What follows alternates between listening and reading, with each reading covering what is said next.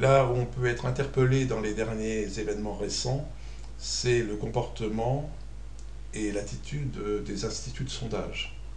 Car on n'en est pas moins à la troisième erreur consécutive des instituts de sondage. Et je vous laisse découvrir cette partie où, en fait, une des erreurs des instituts de sondage a été de croire que Nicolas Sarkozy pouvait être encore présent dans le deuxième tour des primaires de la droite. Alors, étant donné les différents experts qui sont professionnels dans les milieux des instituts de sondage et qui sont en charge de bâtir ces sondages, on ne peut pas du tout considérer qu'ils ne connaissent pas toute la théorie des indices et des statistiques et des probabilités. Donc, rien ne leur échappe en ce qui concerne les calculs d'indices pondérés, que ce soit la méthode de Laspère ou la méthode de Pache. Ils connaissent absolument tous ces indicateurs et toutes ces méthodes pour calculer les indices. On ne peut donc pas les suspecter de faire des erreurs théoriques. Ils savent aussi bien apprendre en fait, et pratiquer l'utilisation d'indices de base pour constituer des indices plus sophistiqués, comme on le fait avec l'indice de Sidwick ou l'indice de Fisher. Ils connaissent aussi très bien toutes les méthodes d'échantillonnage, que ce soit l'échantillonnage aléatoire, l'échantillonnage par grappe, qu'on appelle aussi en anglais le cluster sampling, ou l'échantillonnage stratifié, l'échantillonnage systématique.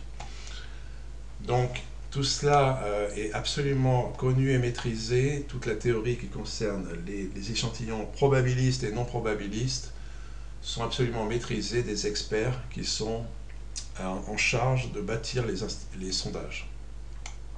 En réalité, se pose en plus de cette connaissance théorique une alternative entre des échantillonnages non probabilistes ou des échantillonnages avec une méthode probabiliste, sachant que chacune de ces possibilités présente ses avantages et ses inconvénients. Là encore, on peut les suspecter de ne pas connaître les différentes alternatives avec leurs avantages et inconvénients respectifs.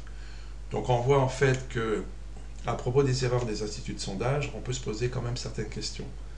Si on prend comme hypothèse cette expertise dans la théorie des sondages, il est étonnant d'aligner 3 événements successifs avec 3 erreurs de sondage.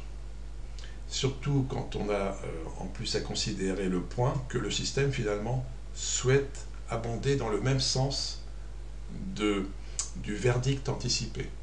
C'est-à-dire un non au Brexit, un oui à Mme Clinton comme présidente des États-Unis, la présence du duo Juppé-Sarkozy pour le duel final des primaires de la droite. Ce qui est étonnant, c'est que dans quelle direction ont poussé systématiquement les instituts de sondage et les médias mainstream, bien en fait, ils ont présenté ces préférences du système comme des acquis avant vote. Vers quel choix imposé ont-ils œuvré de concert? Exactement les mêmes que ceux qui répondent aux desiderata du système, c'est quand même étonnant. Mais pas tant que ça si on examine attentivement les sommes colossales que sont prêts à investir certains politiques, le sortant Nicolas Sarkozy par exemple, pour acheter au prix fort des sondages les concernant.